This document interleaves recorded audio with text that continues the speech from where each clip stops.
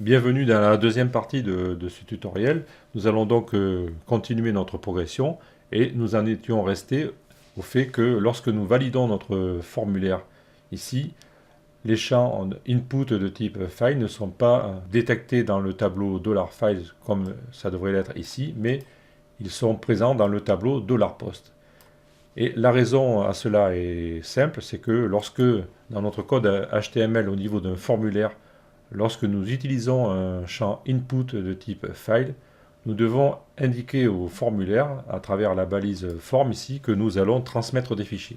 Et pour cela, nous devons rajouter ici un argument qui s'appelle anctype avec la valeur multipart form data.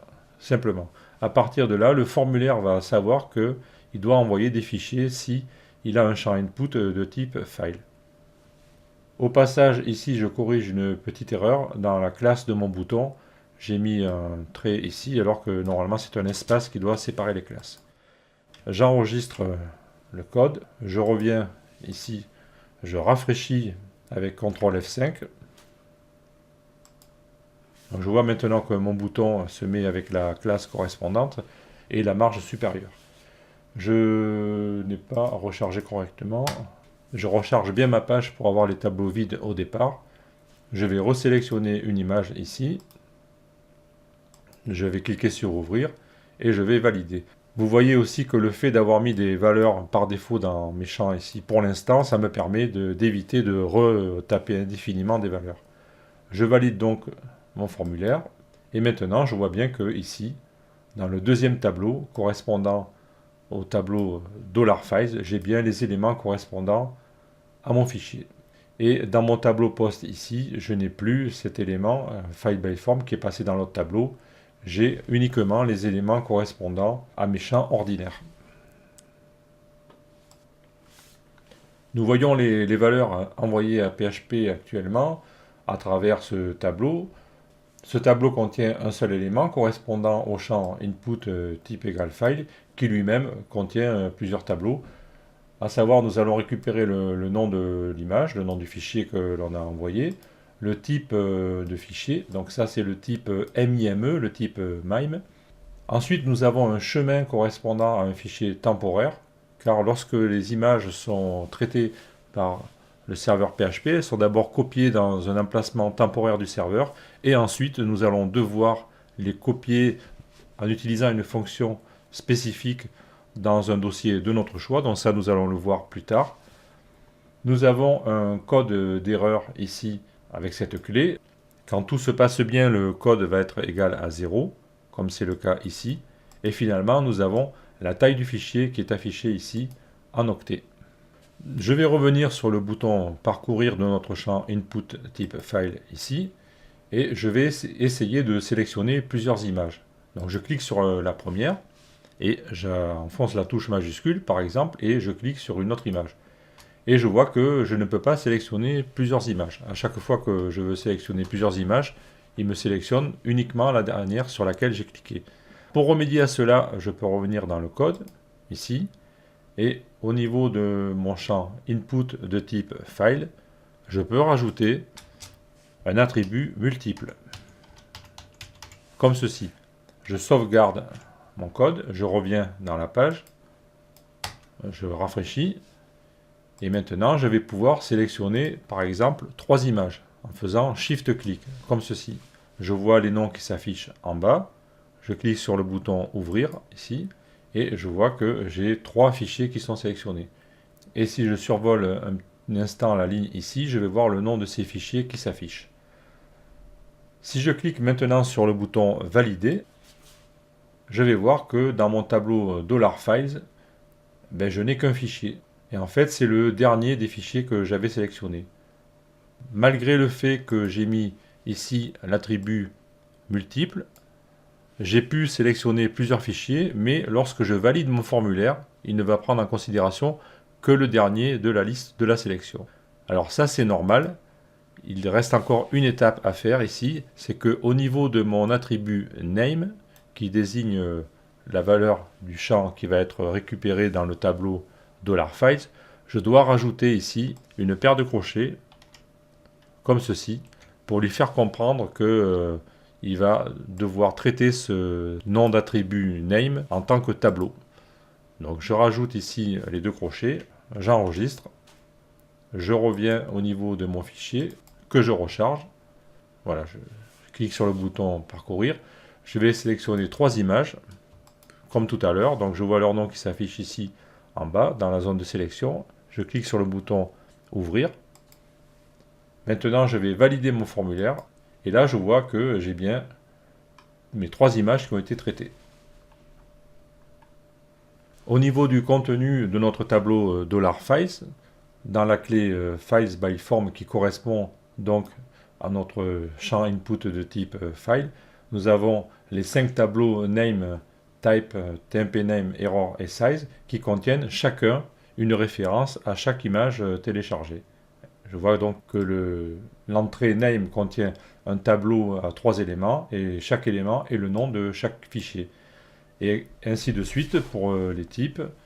Donc là, le type est le même pour les 3 images. Ensuite, nous avons les 3 chemins temporaires. Et ensuite, les codes d'erreur et les tailles. Voilà la structure de notre tableau que nous allons exploiter ensuite.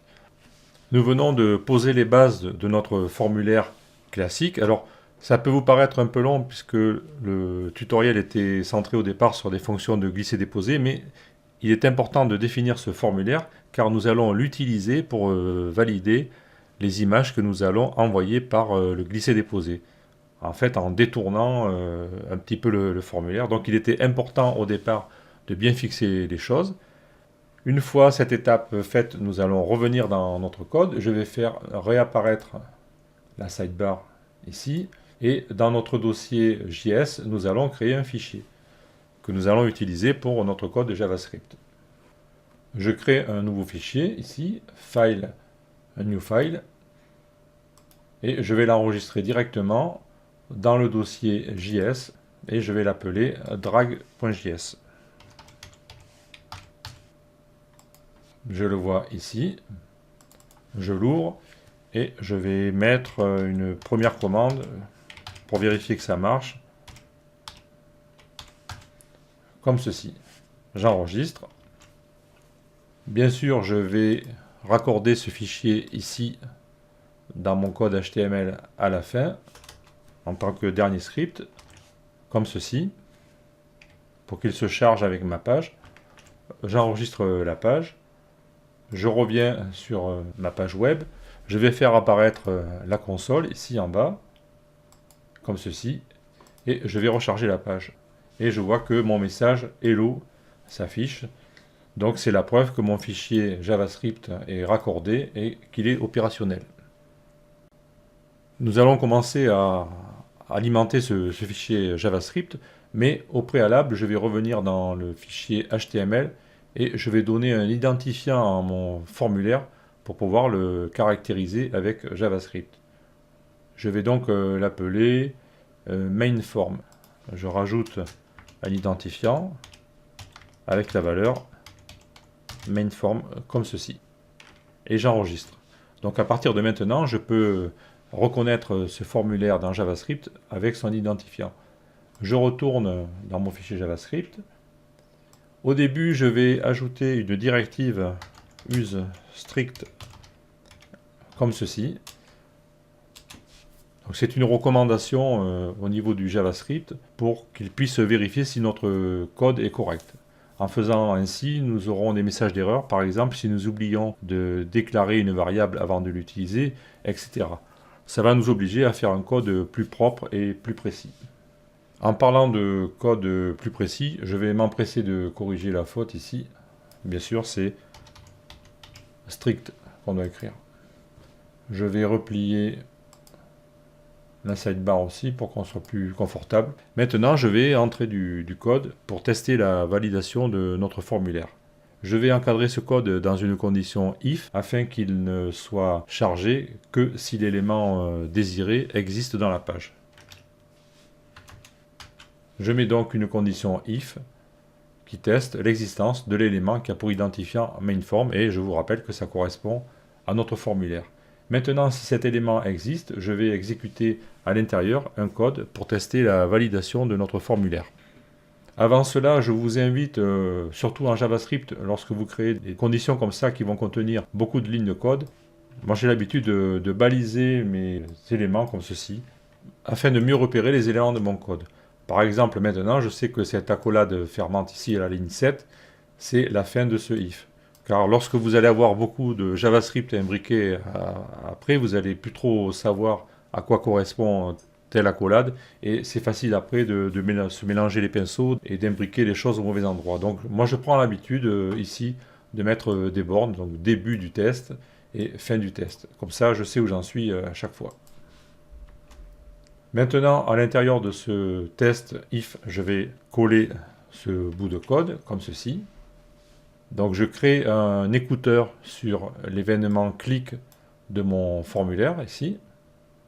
Grâce à cet écouteur, lorsque nous allons maintenant cliquer sur le bouton qui possède l'identifiant Submit Form, donc je vous rappelle que ce bouton il est ici, nous allons donc exécuter une fonction qui s'appelle Form Validated.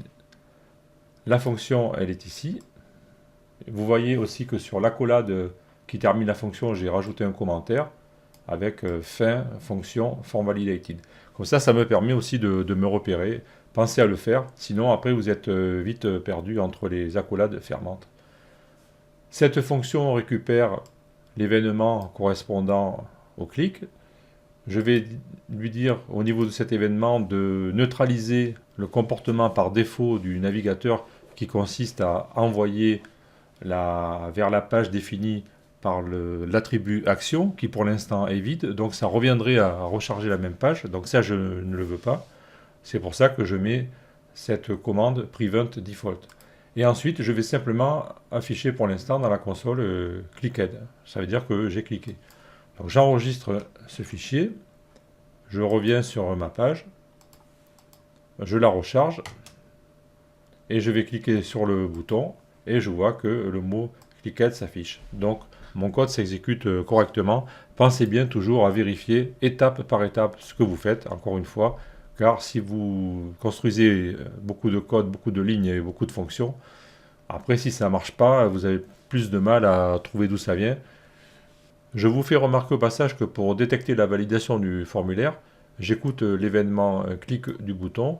On pourrait aussi écouter l'événement de soumission du formulaire qui s'appelle submit, mais je pense qu'à ce moment-là, il faudrait aussi rajouter ici un type égal submit.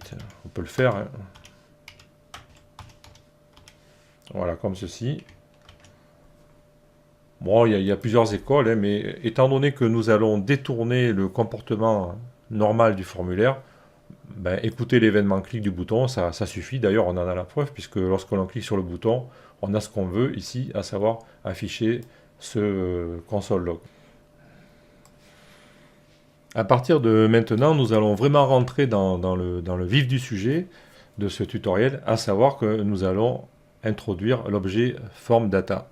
Alors pourquoi nous allons utiliser cet objet? Car en fait, ce que nous allons faire, c'est transmettre des images à travers Ajax sans quitter la page et nous afficherons le résultat dans la partie droite de notre page au fur et à mesure de nos saisies.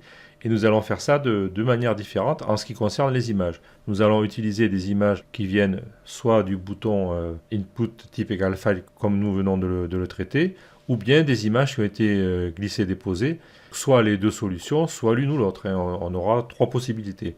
Pour ce faire, à chaque fois que nous allons trouver des images, nous allons créer un objet FormData, et cet objet il a la particularité ensuite de pouvoir être utilisé par Ajax pour être envoyé vers un script PHP, et nous allons retrouver le même comportement avec cet objet que nous avons avec l'encodage, je vous rappelle, de type ici multipart FormData.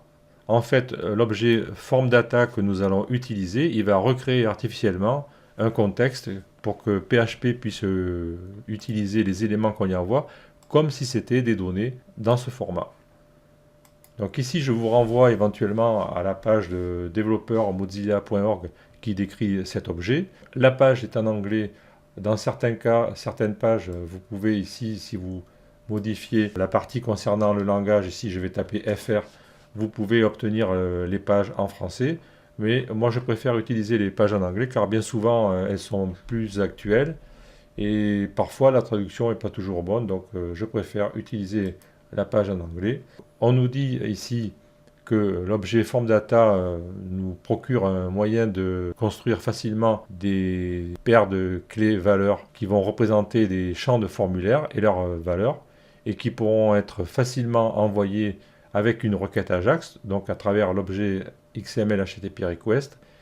Cet objet form data, il utilise le même format qu'un formulaire utiliserait avec l'encodage de type multipart form data. C'est exactement ce que je viens de vous dire. Donc nous allons utiliser cet objet form data afin de récupérer les données de notre formulaire, les convertir donc dans cet objet qui est un objet JavaScript, et ensuite nous allons envoyer cet objet, enfin les données construites avec cet objet, nous allons les envoyer par Ajax dans un script PHP et nous ferons des traitements. Donc ça consistera à copier les fichiers sur le serveur pour les images et à mettre à jour nos champs de la base de données.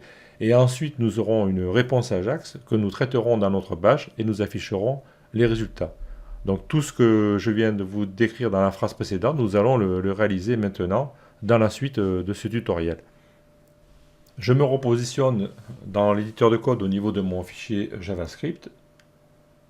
Ici, en tête de mon code, donc mon code démarre après la condition if, bien sûr. Je vais ajouter une mise en variable ici du formulaire pour que ça soit plus propre. Donc je vais stocker mon formulaire dans une variable nommée form qui correspondra à l'élément, donc à l'identifiant mainForm, on est d'accord. Et ensuite, je vais créer, ici dans ma fonction, à la place du console log qui ne me sert plus à rien, bon, je vais faire un petit peu de place peut-être dans un premier temps. Voilà, comme ça pour y voir plus clair. Ici, je vais coller ceci. Je vais créer un objet que j'appelle myData et je vais dire que c'est une nouvelle occurrence de l'objet formData à laquelle je passe comme paramètre mon formulaire. Alors ceci n'est pas une obligation, on n'est pas obligé de passer un élément à l'intérieur, mais si on le fait, à ce moment-là, notre objet formData va déjà être alimenté par les données issues du formulaire. Et il faut savoir que l'on peut rajouter manuellement des éléments à notre objet formData, c'est ce que nous ferons ensuite avec les données issues des images qui vont être lâchées sur notre zone de drop. Une fois que cet objet de type formData va être créé, nous allons pouvoir le manipuler. Alors je reviens ici sur la page de référence et je vois ici toutes les méthodes qui sont disponibles au niveau de cet objet et je vais utiliser dans un premier temps la fonction entries ici qui me permet de retourner un itérateur et qui va me faire parcourir tous les éléments de l'objet. Je retourne dans le code et ici en dessous je vais rajouter une boucle comme ceci. Donc c'est une boucle for. Je lui fais parcourir tous les éléments de mon objet formData à travers la méthode entries comme ceci. Et à chaque fois, à chaque élément, je lui assigne la variable entryForm. Et je vais l'afficher dans la console. Donc nous allons enregistrer ceci et nous allons voir ce qui se passe. Je reviens dans la page, ici. Je vais bien la recharger. Donc j'ai mes éléments par défaut qui sont affichés. Je vais choisir, admettons, deux images, comme ceci. Alors, je vais ici faire un peu de place. Je vais valider et voilà ce que j'obtiens. J'obtiens une série de tableaux avec des éléments correspondant à ma saisie. Donc j'ai mes deux premiers champs de type texte ici et ensuite j'ai mes deux champs de type image qui vont reprendre le nom de mon élément et je vais avoir les données correspondantes. Voilà ce que j'obtiens. Nous pouvons ainsi vérifier que tous les éléments qui faisaient partie du formulaire au départ ont été transmis à l'objet de type formData. Ici, nous avons un message d'erreur. En fait, c'est un message de type warning. Il nous prévient que la propriété last modified date est obsolète parce que si on déplie ici au niveau du fichier, on va se rendre compte qu'il y a une nouvelle propriété qui a été instaurée là qui s'appelle last modified et qu'on doit utiliser cette propriété à la place.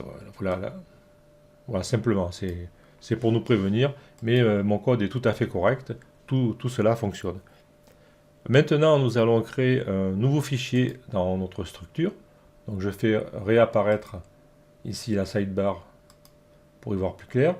Je vais inclure ce fichier dans le dossier Ajax et je vais l'appeler process.php. Donc je fais nouveau fichier et je fais enregistrer sous, donc dans le dossier Ajax, et je l'appelle process.php. Comme ceci. Ce fichier va nous servir à traiter la requête Ajax côté serveur. Donc nous aurons des opérations qui vont s'effectuer à l'intérieur de ce fichier, et à la fin, nous enverrons une réponse au script Ajax, et nous traiterons cette réponse pour l'afficher dans notre page. Pour l'instant, nous allons simplement juste mettre deux vardump à l'intérieur pour voir ce qui se passe lorsque nous envoyons des données. J'enregistre ce fichier, et ensuite je vais revenir dans mon fichier JavaScript, et je vais créer une petite structure Ajax. Alors, je suis bien toujours à l'intérieur de la fonction, donc je me mets bien ici. D'où l'intérêt de bien baliser vos accolades de fermeture, sinon vous ne savez plus où vous êtes. Je me mets ici et je vais coller le code suivant. Je vais refaire disparaître la sidebar temporairement, encore une fois, ici, là. Voilà, sidebar. Et nous allons décrire ce nouveau code que nous avons introduit. Je déclare un nouvel objet de type XML HTTP request que je stocke dans la variable request_obj. Ensuite, je vais ouvrir cette variable dans la méthode post.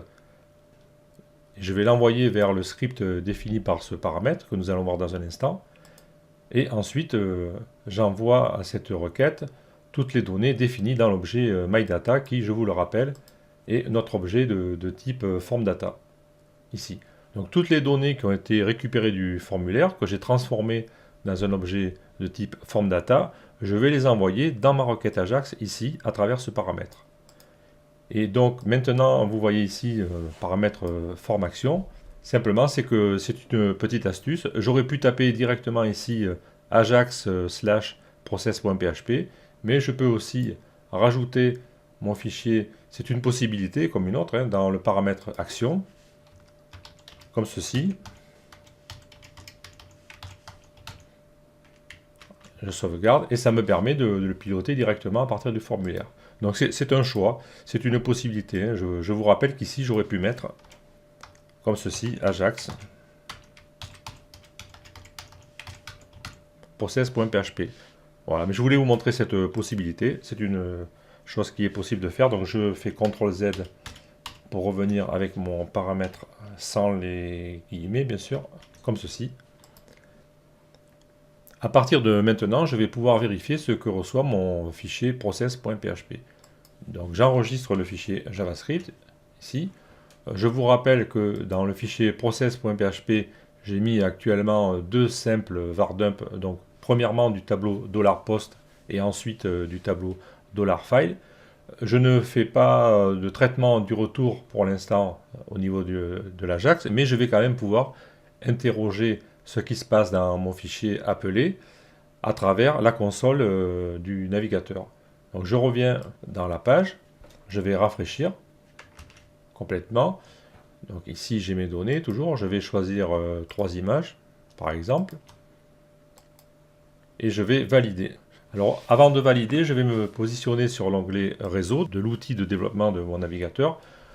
Personnellement, j'utilise l'outil de développement de Firefox, mais il faut savoir que dans Chrome aussi, vous avez des outils tout à fait performants. Je suis donc positionné sur l'onglet réseau et je vais valider mon formulaire. Je vois ici que mon fichier process.php a été appelé. Alors, bien sûr, il faudra faire attention ici d'afficher les événements XHR ou tout, mais bien sûr que si vous êtes sur une autre position, par exemple si vous affichez que le CSS, vous ne verrez pas les accès XHR. Donc vérifiez dans votre outil de développement du navigateur que vous êtes bien positionné là où il le faut. Donc dans mon cas, c'est sur l'onglet réseau et j'ai activé l'affichage des transactions XHR. Et là, j'ai le résultat de l'appel de mon fichier. Je peux cliquer dessus, ici, Et dans la partie de fenêtre qui s'affiche à droite, je peux maintenant cliquer sur l'onglet Réponse. Et je vais voir la réponse qui est envoyée dans le fichier. Donc je vois bien le var dump de mes deux tableaux. Le premier ici, $post. Je récupère bien marque et modèle, Ford et Mustang. Et ensuite, j'ai le tableau $files avec l'entrée files by form qui correspondait à l'attribut name de mon champ input type égal file. Et j'ai tout le détail à l'intérieur. Le tableau des noms avec tous les noms des fichiers ici. J'ai le tableau des formats, enfin des types d'images. Le tableau qui contient les chemins des fichiers temporaires, etc. Donc j'ai bien été capable de récupérer des données dans un formulaire, de les convertir dans un format spécial qui s'appelle form data au niveau du JavaScript. Ensuite, toujours en JavaScript, j'ai envoyé ces données vers un script PHP qui s'appelle process.php et ce script a été capable de récupérer ces données JavaScript et de les interpréter en tant que données PHP correspondant au tableau $post et $file. À partir de maintenant, nous allons pouvoir superposer à cette première structure une structure de traitement des fichiers que nous allons déposer avec le drag and drop. Donc dans la suite de ce tutoriel, nous allons construire une zone de dépôt dans notre formulaire. Elle sera étrangère logiquement au formulaire, même si elle est contenue dedans, mais avec le JavaScript, nous allons intercepter les éléments concernant les images qui seront glissées-déposées pour les transformer et les ajouter dans notre objet FormData. Et ensuite, nous enverrons le tout, comme nous venons de faire, à notre fichier process.php de la partie Ajax. Et une fois que le traitement sera effectué, à savoir la copie des fichiers images sur le serveur et la mise à jour de la base de données, nous récupérerons plutôt une réponse au niveau Ajax et nous afficherons le résultat ici dans cette fenêtre à la place du texte avec des vignettes. Donc là, c'est ce que nous allons attaquer dans la prochaine vidéo qui va démarrer la deuxième partie de ce tutoriel. Donc je vous dis à tout de suite dans la prochaine vidéo.